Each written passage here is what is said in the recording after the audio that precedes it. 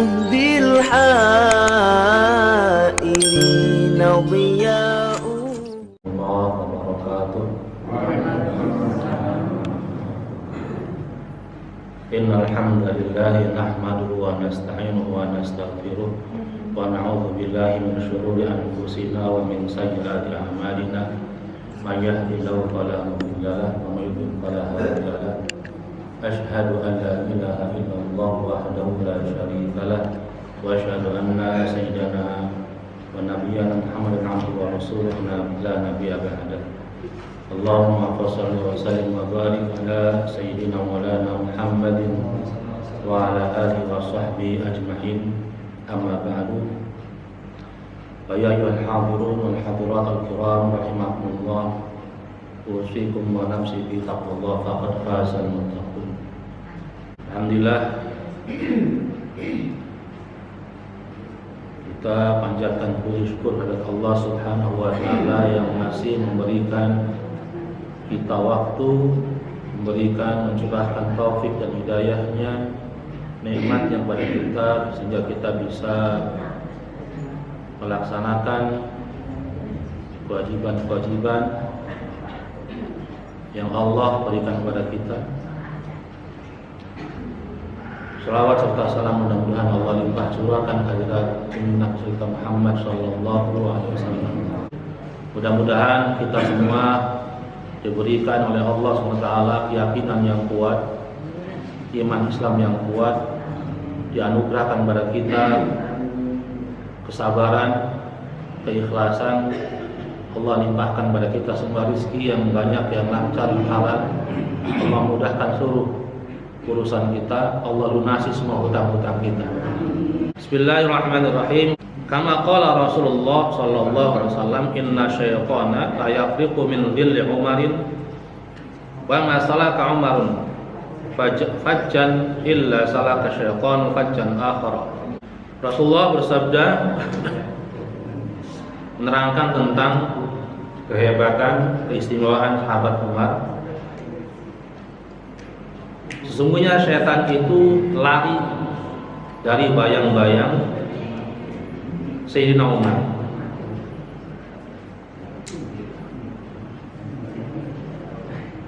Dan ketika Sayyidina Umar berjalan di satu jalan, maka setan pasti akan mencari jalan yang lain, nggak mau ketemu dengan Sayyidina Umar. Wal yaqinu yaqwa wa yuhsinu bi asbabin.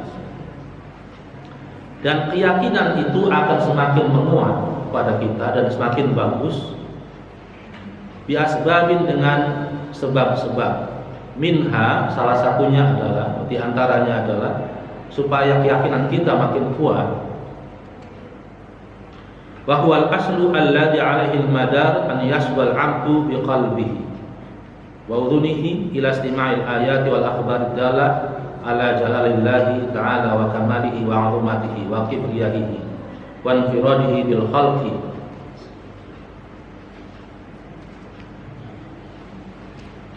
Di antaranya yang pertama adalah supaya keyakinan kita menguat dan bagus, dan inilah yang asalnya, yang sumbernya, yang harus menjadi menjadi sumber utama. Hendaknya seorang hamba tersebut untuk mendengarkan. Dalam bahasa Arab itu ada kata nawara dan basar. Nawara yang dulu artinya melihat, memandang.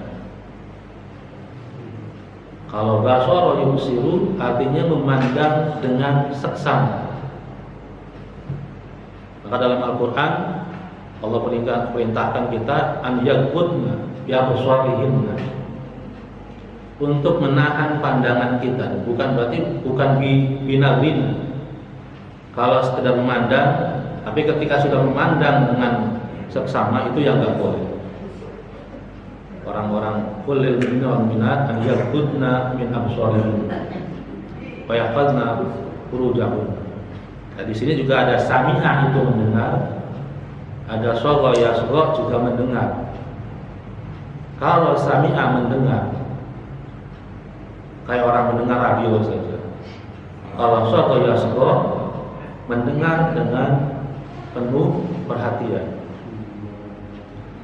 Nah, yang pertama adalah yang harus sebabnya supaya keyakinan kita kuat adalah agar kita seorang hamba harus mendengar dengan penuh perhatian kepada hatinya. Wa udhunihi, mendengarkan dengan seksama dengan hatinya, wa udhunihi, dan telinganya, ila istima'il ayati wal akhbarid dalah ala jalalillah. Mendengar apa? Mendengar tentang ayat-ayat, tanda-tanda dan berita-berita, khobar-khobar adalah yang menunjukkan ala jalalillahi, atas kemahakuasaan Allah, atas keperkasaan Allah, wa kamalihi wa 'azamatihi, dan kesempurnaannya, wa 'azamatihi, dan keagungannya, wa kibriyatihi, dan kemahabesaran Allah, wa infiradihi bil khalqi, dan kewahdaniyatan Allah, kemahaesaan Allah. Infirad artinya sendiri dengan bil khalqi, sendiri dalam hal menciptakan makhluk-makhluk.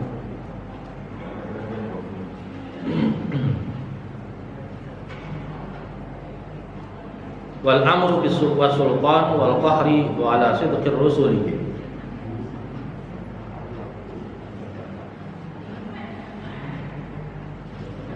mendengar tanda-tanda dan berita-berita tentang kebesaran Allah, kemahakuasaan Allah,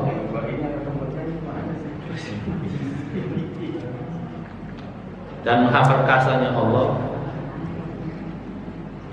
wa ala sidqir rusuli, dan mendengar ayat-ayat, tanda-tanda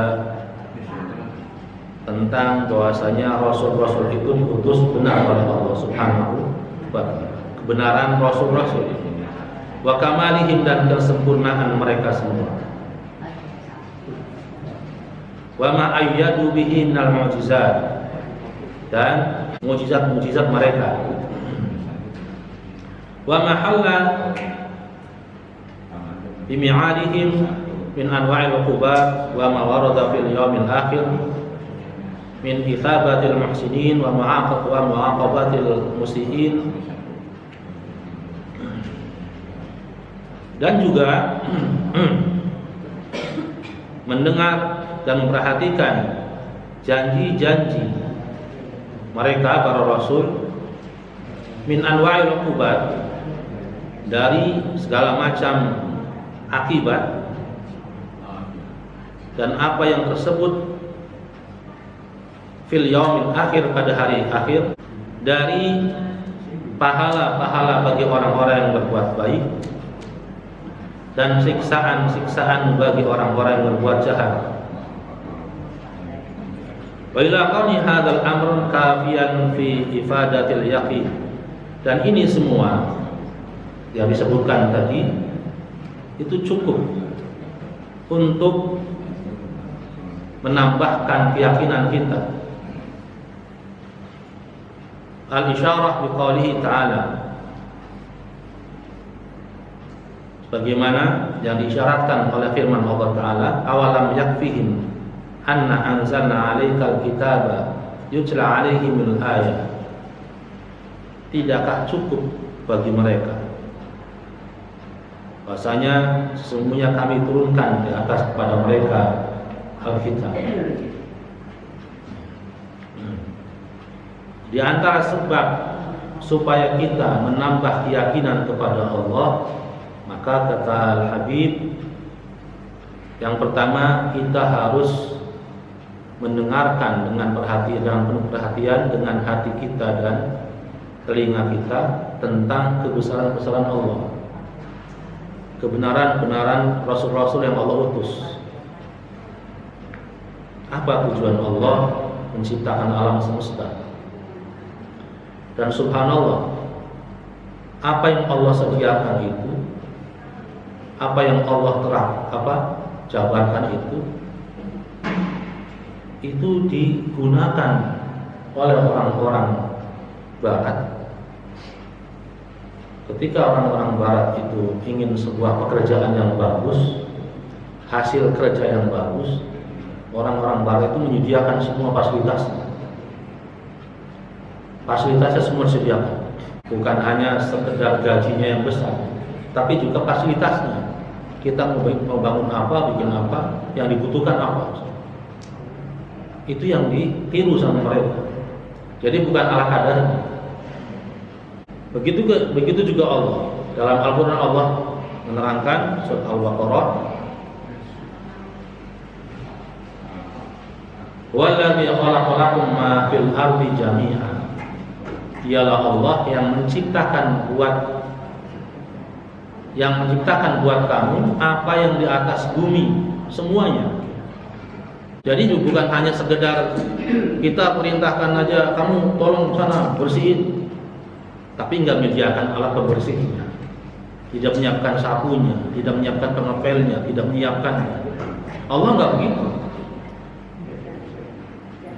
Sebelum itu semua, sebelum perintah datang, Allah sudah siapkan semua fasilitasnya. Dan itu yang digunakan, yang dipakai oleh orang Barat ketika pengen satu produknya, satu usahanya berhasil. Karyawannya diberikan semua fasilitas yang ada.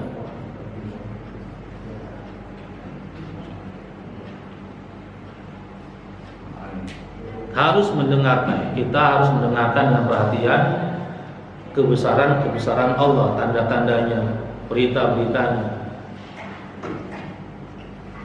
Sampai ada orang komunis ateis, orang yang tidak percaya adanya Tuhan, bertanya, nanyanya begini, Pak, ke orang Islam, katanya Allah ciptakan manusia itu semuanya sama, punya akal, semuanya sama. Yang diciptakan Allah, manusia itu nomor satu, terbaik. Dalam Al-Qur'annya Allah ciptakan manusia adalah sebaik-baik ciptaan. Tapi kenyataannya ada yang miskin, ada yang kaya, ada yang ini, ada yang ini, pokoknya enggak.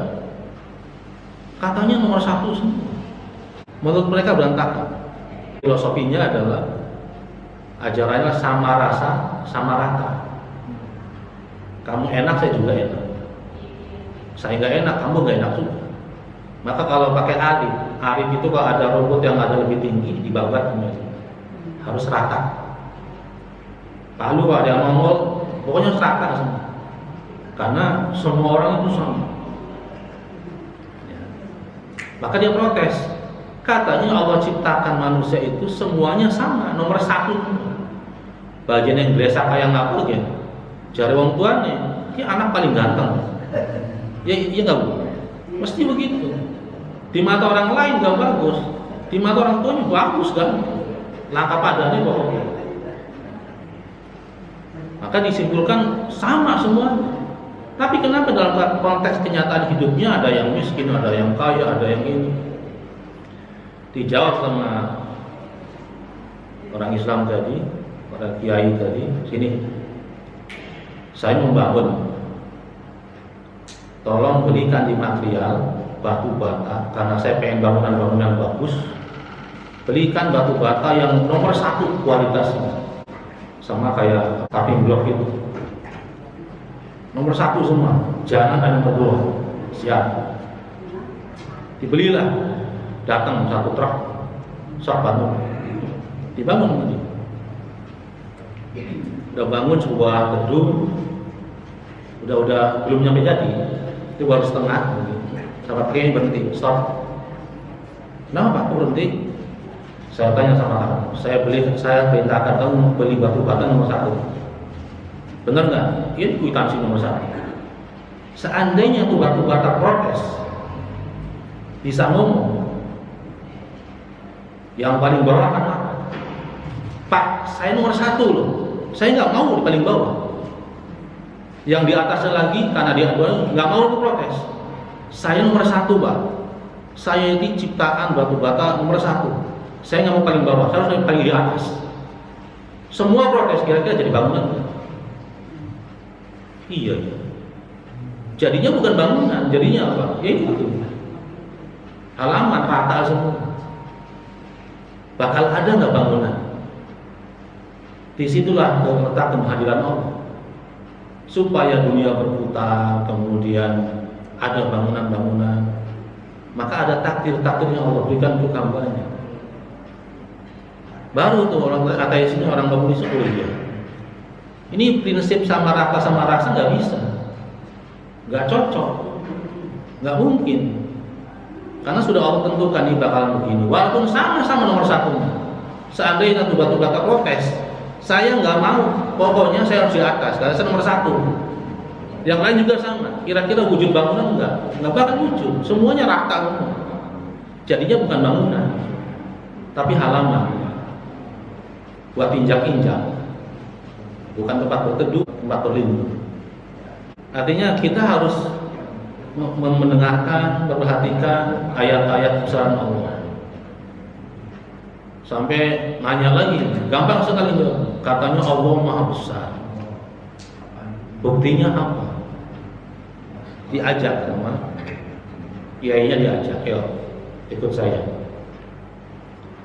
Lewat sebuah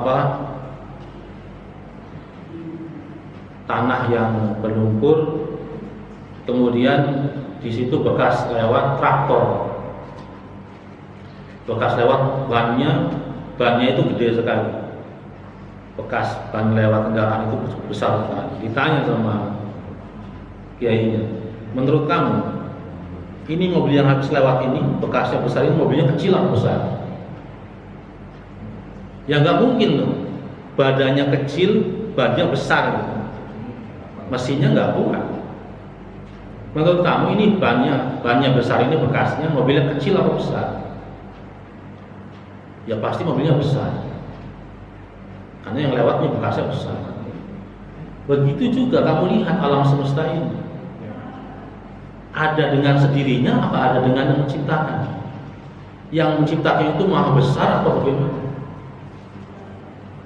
Kamu dibanding gunung aja masih tinggal gunung. Kira-kira yang menciptakannya maha besar atau bagaimana? Di zaman Imam Ahmad bin Hanbal ditanya, katanya pertanyaan pertama, katanya Allah itu ada, bagaimana bentuknya? Pertanyaan kedua, nanti di akhirat iblis itu dan bala tentaranya, setan semuanya akan dimasukkan ke dalam neraka. Dan dijelaskan bahwa neraka itu terbuat dari api. Sementara iblis dan setan itu Allah ciptakan dari api. Bagaimana mungkin ketika Allah azab iblis yang terbuat dari api dimasukkan ke dalam neraka yang terbuat dari api, akan merasa tersiksa, akan merasa panasan, akan merasa terbakar. Kira-kira mungkin enggak masuk akal Pak ya? Tolong jelaskan ke saya bagaimana kalau Allah itu ada, bagaimana bentuk? Yang kedua, kalau iblis terbuat dari neraka, dari api, dimasukkan ke neraka yang terbuat dari api juga, yang nggak bakal sakit. Kata Pak Kiainya, Pak, tadi kan saya suruh kamu beli batu bata, ambil. Diambil sama dia, ambil, kasih ke Pak Kiai, dikepukin kepalanya, pada pecah. Ngamuk tuh Pak komunis, orang ateis itu, orang komunis ngamuk. Saya bertanya Pak Kiai, kenapa dikepruk kepala saya pakai batu bata? Pergi ke polisi, lapor polisi, ditangkap sih Pak Kiai. Pak Kiai, kenal Bapak ini? Kenal. Benar Pak Kiai ngepruk kepala dia? Saya bukan ngepruk, saya memberi jawaban sama dia. Jawaban apa? Dia bertanya, Allah itu ada apa enggak? Kalau ada, bentuknya kayak apa? Yang kedua, iblis terbuat dari api, masuk ke neraka terbuat dari api, nggak bakal sakit. Orang ketemu teman lama, itu jawaban. Jawaban bagaimana? Saya jelaskan. Allah itu ada, bentuknya kayak apa? Saya tanya, Bapak, saya kepruk kepalanya sakit nggak? Sakit. Sampai berdarah ini sakit. Saya tanya, bentuknya sakit kayak apa? Lonjong, bulat, kotak, bundel. Ya nggak ada bentuknya. Rasanya ada. Luar biasa sakit. Bentuknya nggak tahu. Begitulah Allah, Maha Ghaib. Kita nggak bisa melihat, tapi kita nggak bisa ngerasain. Kalau Allah itu ada, Allah itu hadir, Allah itu syahid. Nggak bisa melihat bentuknya, tapi kita tahu rasanya. Begitu seperti sakit yang Bapak rasakan, sakit, tapi nggak tahu bentuknya kayak apa. Yang penting jelas ada. Paham nggak? Paham ya? Yang kedua, Bapak percaya nggak bahwasanya manusia itu terbuat dari tanah? Kalau bapaknya orang komunis, berpikiran bahwasanya manusia sama dengan Charles Darwin, pemikirannya manusia itu adalah proses evolusi dari monyet.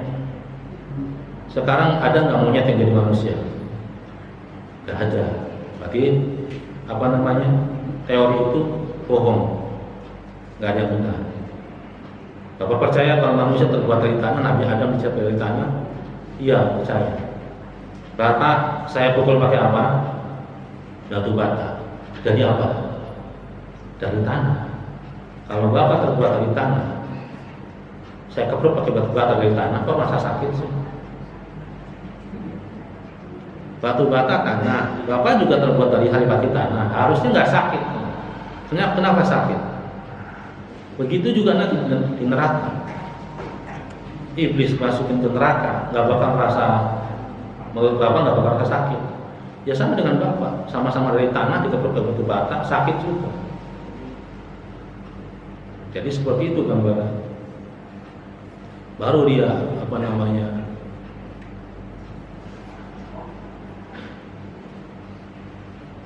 ada lagi pertanyaannya begitu. Pertanyaannya persis kayak pertanyaan Nabi Musa kepada Allah. Datang orang ateis nanya ke Dr. Zakir Naik, Pak, katanya Allah itu maha kuasa, maha adil. Dia menciptakan sesuatu yang Allah sudah tahu apa akibatnya. Sebelum menciptakan, Allah maha tahu bagaimana bakal jadi apa. Terus kenapa diciptakan manusia? Dia tahu ada yang bakal masuk surga, masuk neraka. Berarti Allah nggak maha adil, nggak fair. Ciptakan manusia, nanti ujung-ujungnya ada yang masuk neraka, ada yang masuk surga. Kan udah tahu, kenapa begitu? Sama pertanyaan dengan Nabi Musa pada Allah, ya Allah, lima khalaqtana, kenapa engkau ciptakan manusia dan engkau ciptakan surga neraka? Yang ujung-ujungnya ya tadi kata Allah, famanittaqa, barang siapa yang bertakwa dia masuk surga, yang enggak bertakwa masuk neraka. Maka dalam Al-Quran, fa'alhamha fujuraha wa taqwaha, Allah ilhamkan kepada semua manusia ciptaannya kebaikan dan keburukannya. Baik dan buruk sudah Allah ilhamkan. Qad aflaha man zakkaha, sungguh telah untunglah orang yang mengikuti kebaikannya. Bahkan khaba man dassaha, dan merugilah orang yang menginjak-injak kebenaran itu. Jadi yang pertama, sebab-sebab supaya keyakinan kita menguat adalah dengan memperhatikan, mendengarkan tanda-tanda kebesaran Allah, memperhatikan ciptaan-ciptaan Allah. Itu kalau di makanya dalam sebuah makalah, tafakkaru fi khalqillah wa la tafakkaru fil khaliq. kalian berpikirlah tentang ciptaan-ciptaan Allah, jangan berpikir tentang pencipta. Berpikir tentang ciptaan Allah, jangan berpikir tentang Allah itu bagaimana ya, gak bakal nyampe. Maka diperintahkan sama kita untuk berpikir tentang ciptaan-ciptaan Allah. Gak usah jauh-jauh, lihat badannya sendiri ketika ngaca sambil baca doa. Ya Allah, kenapa mata saya begini ya? Ternyata pas sekali. Sok gerak ngaca terus pantas semua ukurannya tuh, subhanallah. Gak ada yang mencong, gak ada yang sampai kalau ada yang gak terima. Ini namanya dalam takdir itu ada dua. Ada takdir mubram, ada takdir mu'allaq. Takdir mubram itu takdir yang sudah Allah pastikan ibu, bapak, anaknya siapa. Artinya apa? Bentuk badan kita sudah seperti ini, nggak bisa diusahakan. Takdir mubram, nggak bisa dirubah. Kita lahir dari ibu ini, bapak ini, nggak bisa milih.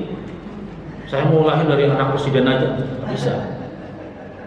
Bahwa kalau ada anak yang kesel, kenapa sih saya jadi anaknya? Nah, itu yang luar biasa dosanya itu. Namanya nggak menerima takdir. Nah, ketika ngaca itu susunannya luar biasa, sudah sempurna. Ada yang nggak terima. Duh, hidung saya kurang mancung, disuntik silikon, mancung lah. Tapi akhirnya kan nggak seimbang. So gerak. Perhatikan orang-orang yang dulu ikut nyuntik silikon di hidungnya atau dagunya, akhirnya jadinya pakai burung beo.